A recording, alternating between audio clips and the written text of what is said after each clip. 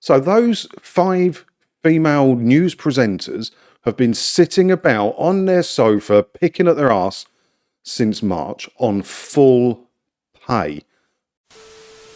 Hi, it's me again, and I'm here to report to you today that I think BBC News is an absolute effing joke. I don't understand what's going on. If anyone from the BBC happens to stumble across this video, and I'm sure some of you probably do, drop me an email, give me a call, invite me in for a cup of tea and a chat, and try and explain to me how this works, please. I was going to talk in this video about those female presenters that were laid off. I've got a story, but we'll come to that.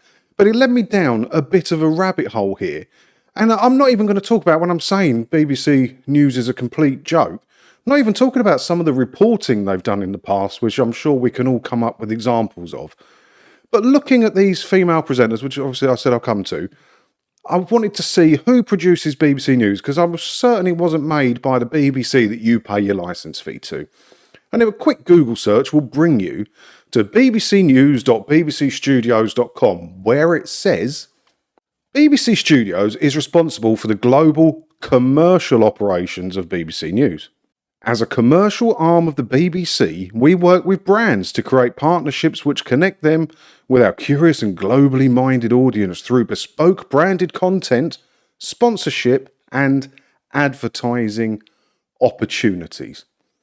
Sponsorship and advertising opportunities. So it can't be run by the main arm of the BBC. They changed BBC News because they want to be in like every hotel room in the world. They want to be in countries all around the world showing adverts. But in the UK, you won't get adverts. So is it the normal part of the BBC that's paying for it?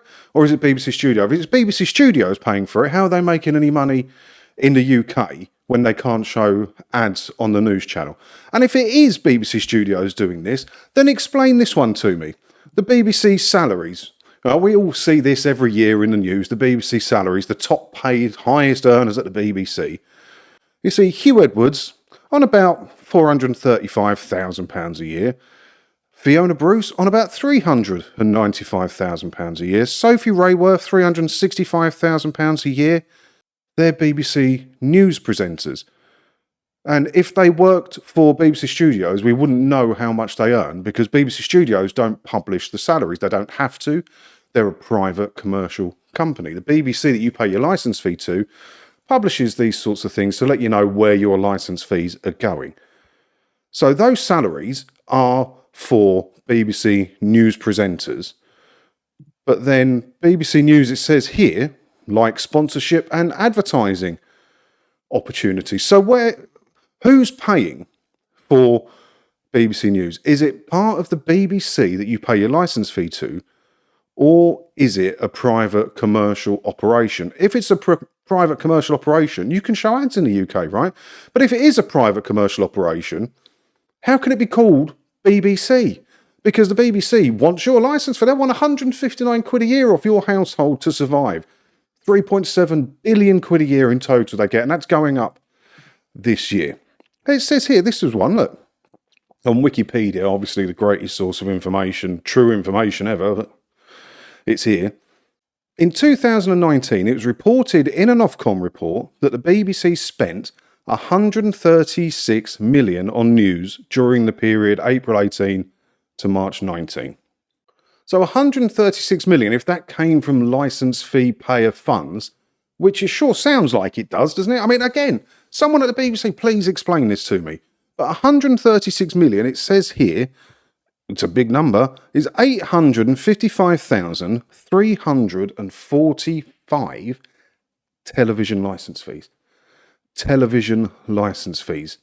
Over 750,000 households to cover that, and that was in 19 on news output. But then I thought you were responsible, where were we? A global commercial operation. I fail to understand how this works. You're either commercial or you want licence fee payer monies. And as I say, the thing that brought me down to this, do you remember we reported a while back when they changed BBC News, they scrapped it all off, they changed how it works so that they can show ads around the world, just not in the UK. And because of that, they needed a lot less presenting staff.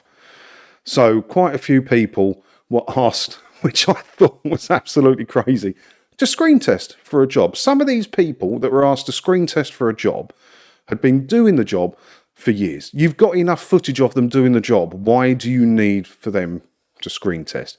But a few got waylaid and lost their job. It says here, look. Concerns about the recruitment process were raised by 5 female presenters who remain in limbo about their future on the news channel. They are Martine Croxall, Karin Gione, Greta Guru Murthy, Cassia Madeira and Anita McVeigh have all been on the bench since March. So they didn't get the gig.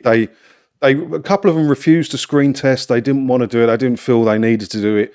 They thought they had enough following and they were good enough at the job to continue presenting on BBC News. But BBC News said, we don't want you. That was ages ago, right? I saw this one in the paper on Sunday. This was published on Sunday the 7th. 5 female BBC News presenters have been off the air on full pay since March 2023, when BBC News Channel merged with BBC World News and dozens of roles were axed. Since then, the broadcaster has struggled to find new roles for the 5, while the axing of the presenters, all female in experience, has become something of a PR disaster. Now, The Times reports that the broadcaster plans to give all 5 presenters on-screen roles again in the coming months. The 5 women, as are listed, they are currently employed without job titles. So those 5 female news presenters have been sitting about on their sofa, picking at their arse, since March on full pay. Doing nothing since March on full pay by the BBC. Now, I can't find their salary, so it's possible that they're employed via BBC Studios. I would like some clarification on that. There's no point me filing an FOI request to the BBC.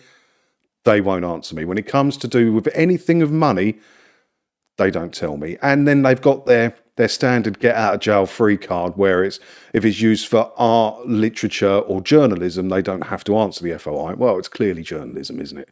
Journalism, BBC News. So they could get out of it. So I did a bit of random Googling, but I can't really find anything. It says here, Karin Gione earns an annual salary of about $55,000 from the BBC as a main news presenter.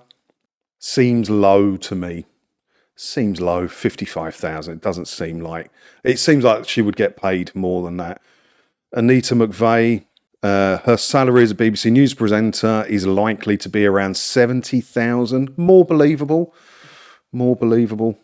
I had a bit of a flick around, and I couldn't find their full salaries.